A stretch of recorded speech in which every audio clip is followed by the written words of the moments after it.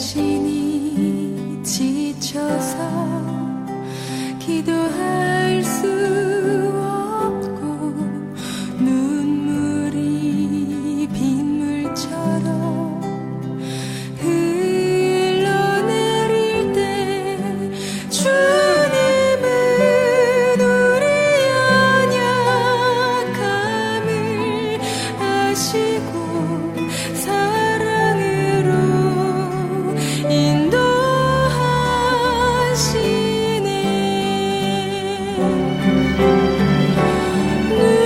누군가 널 위하여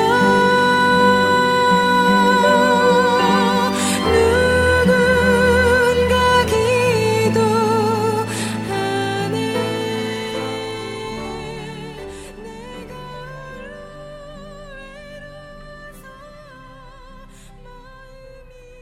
내가 안녕하십니까. 오늘도 필고 기도합니다를 사랑하시고 청취하시는 모든 분들에게 하나님의 동행하심이 은혜가 충만하기를 축복합니다. 먼저 이 시간 기도하고 한 시간 시작하도록 하겠습니다. 함께 기도합니다. 사랑의 아버지 하나님, 오늘도 우리에게 좋은 날을 허락하여 주셔서 주님과 동행하며 이 하루의 삶을 살아갈 수 있도록 인도하여 주심에 감사를 드립니다. 이 시간 조이 필리핀 CTS 방송 필 기도합니다를 주님의 손에 올려드립니다. 이 방송을 통해서 방송을 듣고 청취하는 모든 분들에게 위로와 새로운 힘을 얻는 시간이 되기를 원합니다. 또한 이 방송을 진행하는 국장님과 선교사님 그리고 모든 스태프들에게 하나님의 영광이 드러나기를 간절히 원하오며 예수 그리스도의 이름으로 기도드립니다. 아멘. 네, 감사합니다. 우리는 이 세상에 살아가면서 혼자가 아닌 가족과 이웃 그리고 수많은 사람들과 더불어서 이 세상을 살아갑니다. 그런데 이렇게 많은 사람들을 대하다 보면 내 마음에 좋은 사람이 있는가 하면 마음에 그리 좋지 않은 사람들도 만나게 되어 있죠. 왜 이렇게 마음에 좋지 않은 사람과 좋은 사람 이렇게 되어 있을까요? 모두가 하나님의 형상으로 지음받은 사람들인데 누구는 좋은 이미지로 받아들여지고 누구는 좋지 않은 이미지로 나타나는 것이 어떤 중요한 포인트가 있지 않을까라는 생각을 해봅니다. 그것이 보통 사람들은 성격 때문이다, 서로 자란 환경이 다르기 때문이다 라고 이렇게 얘기를 하는데 오늘은 이러한 것을 좀 더 구체적으로 왜 그럴까라는 이유에 대해서 좀 더 깊이 살펴보도록 하겠습니다. 오늘은 하나님께서 우리에게 주신 것 중에 기질과 성격과 인격 이러한 것들에 대해서 특별히 기질에 대해서 살펴보는 시간을 갖도록 하려고 합니다. 인격이라는 것 후천적인 것이라고 하면 기질은 선천적인 것으로 태어날 때부터 가지고 태어나는 것입니다. 성격과 인격은 기질을 바탕으로 나타나는 성품이라고 할 수가 있는 것이죠. 굳이 성격과 인격, 기질을 구분을 한다면 성격은 외형상으로 나타나는 성품을 이야기를 합니다. 인격은 외부 세계와 접촉하면서 형성되는 성품의 바탕이라고 볼 수가 있겠죠.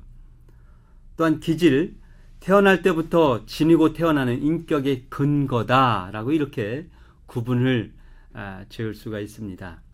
하나님께서 처음 우리 인간을 지으실 때 하나님의 형상으로 지으셨다고 말씀을 하시죠. 그래서 창세기 1장 26절 27절 말씀에 이렇게 말씀하십니다.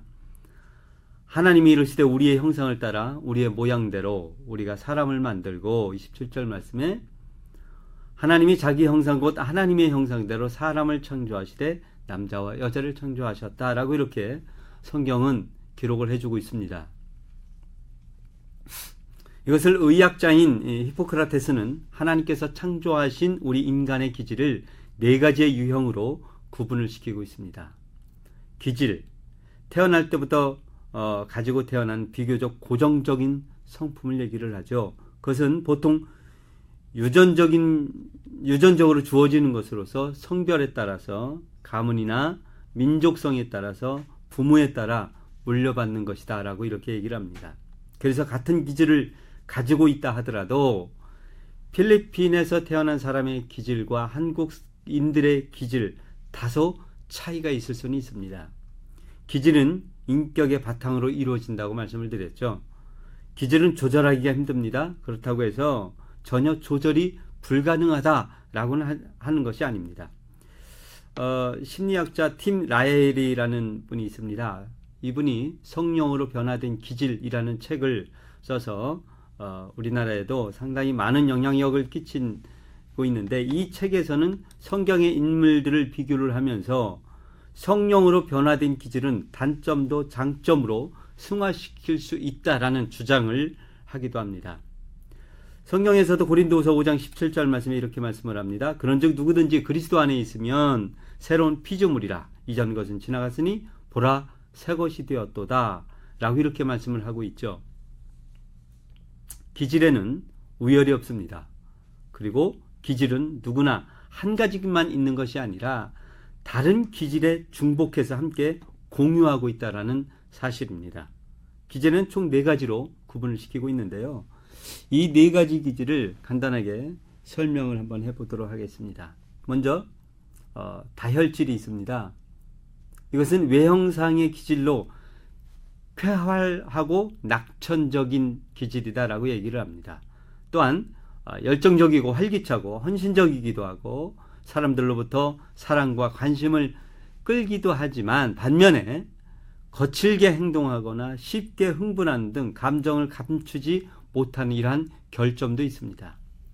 대체로 정서가 풍부해서 주변 정서에 쉽게 동화하면서 혼자 있기보다는 다른 사람들과 함께 있기를 좋아하고 말하는 것을 즐기는 기질이다라고 이렇게 정의를 하고 있습니다. 두 번째로 담즙질이 있는데요. 이 역시 외형성의 기질로 화를 잘 내는 기질이라고 할 수가 있습니다. 자기의지가 굉장히 강하죠. 극히 현실적이고 적극적인 기질로 실제적인 일과 활동을 즐기고 있습니다. 고집이 세다고 할 수 있고요.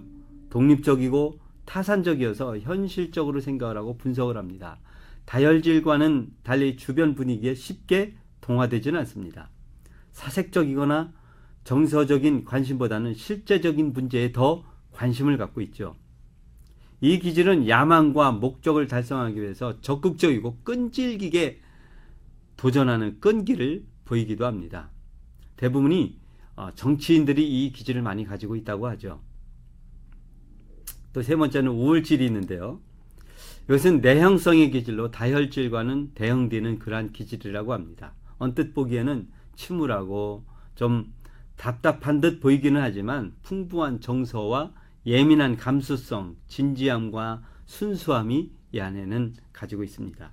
이 기질은 내면 세계에 대한 이 관심과 활동에 치중을 하고 좀 더 깊고 신중하게 생각하는 반면에 활동력이 약하다, 또 조용하고 성실하게 일을 하고 모든 상황을 미리 예상하고 대비하기도 하고 자기를 희생함으로 만족감을 얻기도 한다라고 이렇게 얘기들을 합니다. 또 예술 세계에 대한 관심이 상당히 높습니다. 여럿이 함께하는 일보다는 혼자 하는 일을 즐기고 경우에 따라서는 자기의 감정과 정서에 따라서 급작스러운 변화를 보이기도 하고 있어서 부정적이고 나태한 이러한 일면도 없지 않아 있다라는 정의를 하고 있습니다. 마지막 네 번째로 점액질이라는 기질이 있는데요. 이 역시 내형성의 기질로 조용하고 낙천적이고 원만합니다. 소극적이고요. 수동적이어서 어떤 때는 느리고 태평스럽기까지도 한 그러한 기질이기도 합니다. 복잡한 고민보다는 단순하게 웃어넘기고 평안하게 생각을 하고 감정 기복이 없이 무난하게 생활을 하기도 하죠. 때로는 방관적이고 이기적이고 무책임한 행동을 보이기도 하는 것이 이 점액질의 기질이라고 볼 수가 있습니다. 이렇게 사람의 기질을 4가지의 기질로 구분시켜 놓고 있습니다. 그런데 이렇게 4가지로 구분을 시켜 놓고 있다고 해서 한 사람이 꼭 한 가지의 기질만을 가지고 있다라고 할 수는 없습니다. 가령 나는 다혈질의 사람이야 라고 이렇게 얘기를 한다 하더라도 그 사람에게는 다혈질의 성향이 가장 많은 것일 뿐이지 다른 담즙질이나 우울질이나 점액질이라는 이 기질이 없는 것이 아니라는 것이 아니고요. 함께 소유하고 있다는 얘기입니다. 다만 그 다혈질이라는 한 가지의 기질이 다른 기질보다는 좀 더 많은 것을 가지고 있다라고 이렇게 얘기를 할 수가 있습니다. 그래서 모든 사람은 네 가지의 성향은 조금씩 다 가지고 있다라고 할 수가 있는 것이죠. 이러한 것은 그리스도 안에서 훈련을 받아가면서 다듬어 갈수록 네 가지의 기질의 분포도가 비교적 상당히 비슷한 점으로 나타나기도 합니다. 이러한 것은 또 태초에 하나님께서 아담과 하와를 지으실 때에 하나님의 형상으로 지음받은 모습 그대로 되어져가는 길목이다, 되어져가는 훈련이다 라고 이렇게 말씀을 드릴 수도 있습니다. 우리가 세상에 살아가면서요, 다른 사람을 만나서 교제를 나누려면 서로 간의 이해와 관심이 필요하죠. 하지만 그냥 한두 번 만났다가 헤어진다면 굳이 서로 몰라도 될 수 있겠지만 지속적인 교제를 나누려면 좀 더 상대를 알아갈 필요성이 있습니다. 그리고 좀 더 만나고 좀 더 깊은 교제를 나누려면 좀 더 그 사람이 어떤 기질을 가지고 있는지, 어떤 성향을 가지고 있는지를 알 필요가 있다는 얘기입니다. 특히 이 외국 필리핀에서 살아가면서 한국 교민들 사이에 매우 좁다라는 것을 날이 갈수록 느끼고 있습니다. 그래서 상대방에 대한 이해와 마음을 알면 교민의 사회는 더욱더 신뢰를 이루어갈 수 있는, 좀 더 믿음직한 교민 사회를 이루어갈 수 있는 그러한 길이 열릴 것이다 라고 저는 확실히 믿고 있습니다. 하나님께서는 모든 사람들 사이에서 충돌이 없기를 원하시죠. 좀 더 원만한 서로의 신뢰와 믿음을 가지는 그러한 세상을 하나님이 원하십니다. 그래서 사람들 인간관계의 관계에서도 높은 산, 높은 계곡 이런 것이 있는 것이 아니라 높은 산을 깎아서 평지로 만드는 그런 하나님의 원하심이 우리 모든 사람들에게 있다라고 할 수가 있겠죠. 다만 하나님께서 우리를 사랑하셨듯이 우리도 서로를 사랑으로 이해하면서 교제를 나누기를 원하고 계신 것이 하나님의 뜻이다라고 이렇게 말씀드릴 수가 있습니다. 그래서 예수님께서도 말씀을 하시죠. 마가복음 12장 31절 말씀에 이렇게 말씀을 합니다. 둘째는 이것이니 내 이웃을 내 자신과 같이 사랑하라 하신 것이라. 이보다 더 큰 계명이 없느니라 이렇게 말씀을 하십니다. 나 자신을 사랑하듯이 우리의 이웃을 사랑하라 라고 이렇게 주님께서 말씀하시는데 여러분 어떻습니까? 사실 이 말씀을 지키기에 저를 비롯한 우리 모두가 너무 죄악에 많이 노출되어 있다는 사실입니다. 하지만 상대를 조금이라도 알고 만난다면, 그리고 교제를 나눈다면 더욱 도움이 되지 않겠습니까? 좀 더 신뢰할 수 있지 않겠습니까? 지금 내가 만나는 사람이 어떤 기질을 가지고 있는지, 지금 내가 만나는 사람이 어떤 성향인지, 어떤 성품인지를 알고 있다면, 그렇다면 그 사람에 대해서 이해도가 좀 더 폭넓을 것이고요. 좀 더 좋은 만남으로 승화시켜 나갈 수가 있을 줄로 압니다. 부부간에도 가족간에도 서로의 기질을 알고 있다면 왜 저 사람이 저렇게 이야기를 하고 있는지, 왜 저렇게 생각을 하고 있는지, 왜 그렇게 행동을 하고 있는지, 왜 저렇게 말을 하고 있는지에 대해서 좀 더 이해의 폭이 넓어진다는 사실이죠. 서로 간의 이해만 된다면 우리의 갈등들이 더욱 없어지겠죠. 가족이 아닌 전혀 모르는 분들의 기질을 알 수 있는 방법 어렵겠지만 조금만 우리가 노력을 한다면 가족이 아닌 다른 분들도 저분은 어떤 성향, 어떤 기질을 지금 가지고 있겠구나라는 이러한 생각은 할 수 있을 줄로 압니다. 자신의 기질을 혹시 아직도 잘 모르고 계신다면, 기질을 알고 싶은 분이 있다면 언제든지 연락을 주시면 제가 얼마든지 기질 테스트를 해드릴 수가 있습니다. 원하시는 많은 분들이 서로 알고 배려하면서 신뢰성 있는 인간관계가 형성되기를 기도를 해봅니다. 많은 분들이 결국은 인간관계 때문에 어려움을 겪는 것을 많이 봅니다. 가족 간에도 가족의 인간관계 때문에 어려움을 겪는 분들이 많이 있죠. 제가 한국에 있을 때의 어느 갈등의 위기가족을 상담한 적이 있습니다. 결론은 아빠와 엄마 그리고 아들 간의 갈등의 문제였던 것이죠. 아빠는 경찰청에서 근무하는 경찰이고 상당히 직급을 가진 분으로서 담즙질의 기질을 가지고 있는 분입니다. 엄마는 가사 일을 하면서 아들 뒷바라지를 하고 있으면서 점액질의 기질을 가지고 있는 그러한 사람이었습니다. 처음에 저희 상담소를 찾아왔을 때 이 엄마는 초등학교 5학년 된 이 아들에게 문제가 있는 것으로 생각을 하고 상담을 요청을 해왔습니다. 그런데 알고 보니까 아빠와 아들 그리고 엄마 간의 그 갈등의 문제였었던 것이죠. 원인은 이랬던 겁니다. 이 아들의 누나인 딸이 있었는데 이 모든 아빠들이 그러하듯이 이 아빠도 그 딸에게 딸바보가 되어서 너무 이 딸을 좋아하고 딸에게 모든 애정을 다 쏟아졌던 겁니다. 근데 어느 날 갑자기 유치원 때에 그만 교통사고로 이 딸을 먼저 하나님 품으로 보내야만 했습니다. 참으로 가슴 아픈 이야기죠. 모든 부모가 자식을 먼저 보낸다라는 것은 가슴에 묻는다고 이렇게들 얘기를 합니다. 이 아빠도 이 딸을 가슴에 묻고 육신은 떠났지만은 마음으로는 수년이 지났지만 딸을 떠나보내지를 못하고 있었던 겁니다. 그리고 나서 이 동생인 이 아들의 행동이 하나부터 열까지 이 아빠의 마음에 들질 않았던 겁니다. 그러니 당연히 단 한 번도 칭찬이 없었고요. 오히려 아직은 어린 아들임에도 불구하고 짜증 섞인 목소리와 화만 더 내고 있었던 겁니다. 그런데 이 어머니는 이 아들이 이제 하나 남은 아들이 너무나도 소중했고 너무나도 아끼고 너무 품에 끼고 살았던 것이죠. 매일같이 학교를 데려다 주었고요. 학교에서 조금만 일 있어도 쫓아가고 소풍을 가도 쫓아가고 어디를 가도 다 쫓아다니는, 그래서 하루에 몇 번씩 아들이 있는 곳을 왔다 갔다 하면서 어머니의 품 안에서 이 아들을 양육하고 있었던 겁니다. 이런 환경에서 살다 보니까 이 아들은 항상 마음에 죽고 싶다라는, 아직 어린 나이지만은 죽고 싶다라는 이러한 생각까지 할 정도로 상당한 우울증을 겪고 있었습니다. 아직 11살밖에 되지 않은 아들임에도 불구하고 말이죠.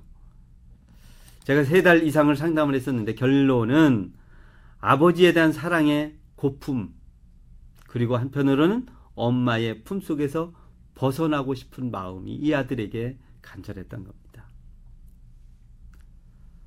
아빠에게는 한 번도 칭찬받지 못하고 한 번도 제대로 눈길조차 느끼지 못한 이 아들은 아빠에 대한 사랑의 고품이 아주 심하게 있었다라고 이렇게 판단이 되어졌습니다. 하지만 이 아들은 엄마의 지극정성으로 피아노가 상당히 수준급이었고요. 기타 치는 것도 상당히 수준급이었고 운동과 여러 가지 다양한 방면에서 상당한 실력을 갖춘 그러한 아이였습니다. 그리고 학교에서도 성적이 상당히 상위권에 맴돌고 있었지만은 이 마음이 항상 슬픔이었기 때문에 늘 우울한 날이었기 때문에 자기는 할 줄 아는 것이 거의 없다, 잘하는 것이 없다라고 늘 생각을 하고 있었던 거죠.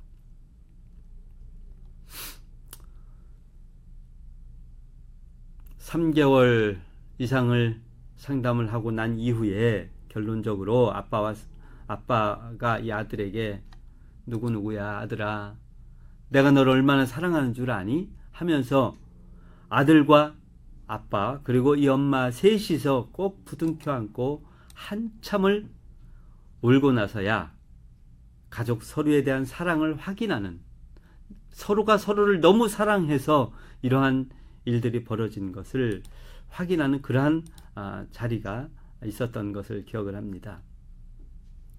결국 이 아빠는 아들이기 때문에 좀 더 강하게 키우고 싶다는 그러한 마음에서 그렇게 대해줬다라고 라는 이러한 변명을 했었고요. 그래서 경찰이기 때문에 마치 경찰서에서 부하들에게 대하듯이 아들을 계속해서 대했던 겁니다. 그런데 이 아들은요, 그 아빠의 그러한 기대와 그러한 성품에 반응을 제대로 보이지를 못하고 있었던 것이죠. 그 반응에 적응을 하지 못하고 있었다라고 이렇게 얘기를 할 수가 있습니다. 반면에 엄마도 너무 아들에게 집착을 하면서 이 아들은 이런 엄마의 마음을 이해하지 못하고 더욱 엄마와 아빠 사이에서 아주 심한 갈등을 겪고 있었던 겁니다. 이럴 때에 아빠의 기질과 엄마의 기질, 그리고 아직 어리지만 이 아들에 대한 기질을 좀 더 이해할 수만 있었더라면, 서로가 이해의 폭이 더 넓게 이해를 하고 있었더라면 이 정도의 갈등은 오지 않았지 않을까라는 생각을 해보기도 합니다. 가족들끼리 너무 잘한다 라고 생각을 하지만 오히려 가족이 더 모르는 경우가 있기도 합니다. 가족이 아닌 다른 사람들은 처음부터 모른다고 생각을 하기 때문에 오해도 갈등도 없을 수 있죠. 하지만 너무 잘 알고 있다라고 이렇게 생각을 하기 때문에 오히려 가족 간의 갈등이 더 심화될 수가 있다라는 것을 우리는 알아야만 합니다. 그래서 가족이라 하더라도 더 많은 이야기를 통해서 서로의 마음을 확인해야 합니다. 그리고 세상에서도 서로에 대한 조금의 관심과 이해가 있다면 누구나 인간관계에서의 어려움들은 조금이라도 해결될 수 있을 것이다 라고 이렇게 생각이 되어집니다. 서로 다른 사람이 만나서 교제를 나누고 서로 마음을 알아간다는 것, 사실 그리 쉬운 일들은 아닙니다. 하지만 우리는 이 세상에 살면서 계속해서 누군가를 만나고 헤어지고 또 새로운 만남들이 계속 이어져 가고 있습니다.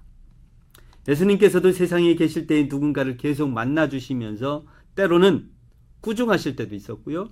때로는 위로하고 병도 고쳐주고 그러면서 근본적인 것을 많은 부분에서 해결을 해주시는 그런 예수님의 모습을 우리는 복음서에서 발견을 합니다.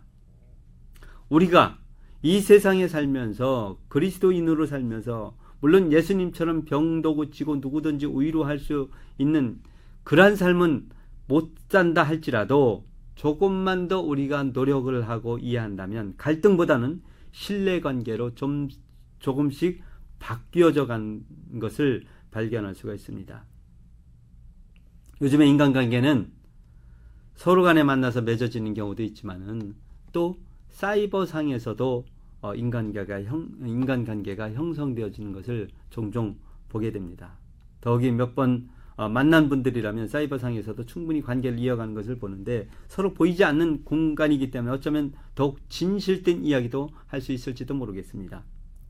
보이지 않는다고 해서 막말도 던지기도 하고 마음의 상처를 받는 경우도 있습니다만은 우리는 그것이 온라인이든지 오프라인이든지 항상 서로에게 위로되는 말이 필요로 하기도 합니다. 저분은 어떤 기질을 가지고 있을까? 이런 말을 해도 괜찮을까라고 하는 이러한 생각을 한 번만 더 한다면 우리는 좀 더 신뢰성 있는 서로에게 믿음을 주는 그러한 관계로 형성될 수가 있다는 얘기입니다. 말에 대해서 야고보서 3장 1절에서 3절 말씀에 보면 이렇게 말씀을 하죠. 내 형제들아 너희는 선생된 우리가 더 큰 심판 받을 줄을 알고 선생이 많이 되지 말라. 우리는 다 실수가 많으니 만일 말에 실수가 없는 자라면 곧 온전한 사람이라. 능히 온 몸도 굴레 세우리라. 우리가 말들의 입에 재갈 물리는 것은 우리에게 순종하게 하려고 그 온 몸을 제어한 것이라 라고 이렇게 기록을 해주고 있습니다. 항상 말조심을 하라는 말씀이죠. 사실 저도 부부간의 말 때문에 갈등을 빚는 경우가 가끔 빚어지기도 합니다. 오래 살았지만 20년 넘게 살았지만은 그 말 한마디 한마디 때문에 오해를 하기도 하고 갈등을 겪는 그러한 경우가 있다라는 얘기입니다. 대부분이 말은 마음에서 나온다라고 이렇게 얘기를 하죠. 우리가 하는 말도 기질에 따라서 말투가 가장 많이 쓰이는 단어들이 어떤 기질이냐에 따라서 달라질 수도 있다는 얘기입니다. 그리고 마음은 언제나 사랑하고 있는 그러한 마음인데 너무나 잘 알고 있다라고 생각을 하기 때문에 오히려 사랑하는 그러한 말보다는 다른 말들이 나오는 경우가 많이 있죠. 마음에는 그렇지 않은데 엉뚱한 말들이 나오는 경우가 많이 있다는 얘기입니다. 그래서 언제나 우리는 약간의 긴장감은 필요한 그러한 삶을 사는 것도 좋다라고 할 수가 있습니다. 약간의 긴장감은 우리의 모든 생활에 윤활유가 될 수 있다는 얘기입니다.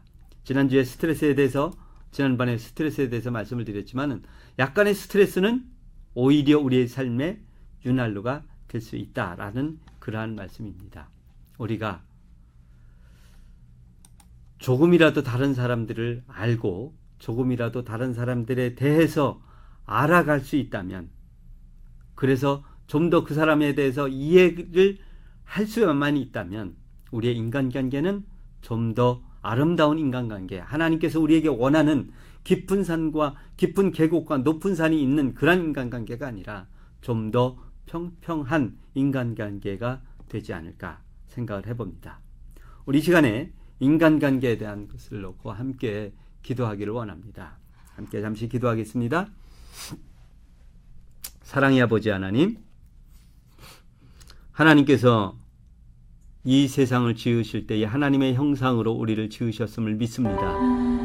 하지만 우리는 하나님의 형상을 가지고 있음에도 불구하고 때로는 미워하는 마음, 때로는 내 마음에 들지 않는다고 해서 좋지 않은, 정말 죄를 지을 수밖에 없는 그러한 상황의 말들과 싸움과 여러 가지 갈등을 겪고 있는 경우가 많이 있음을 고백을 합니다.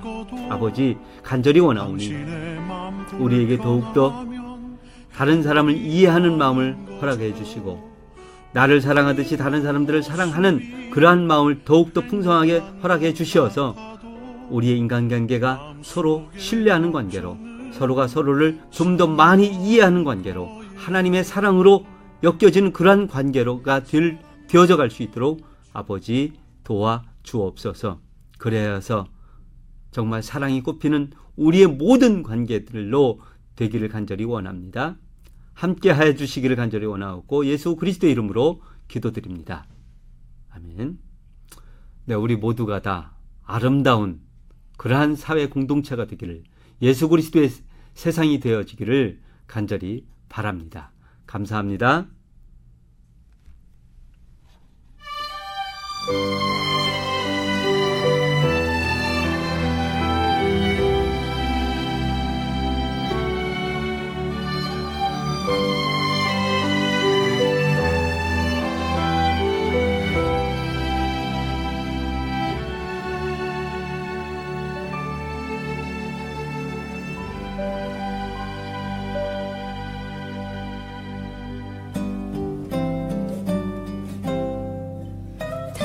당신이 지쳐서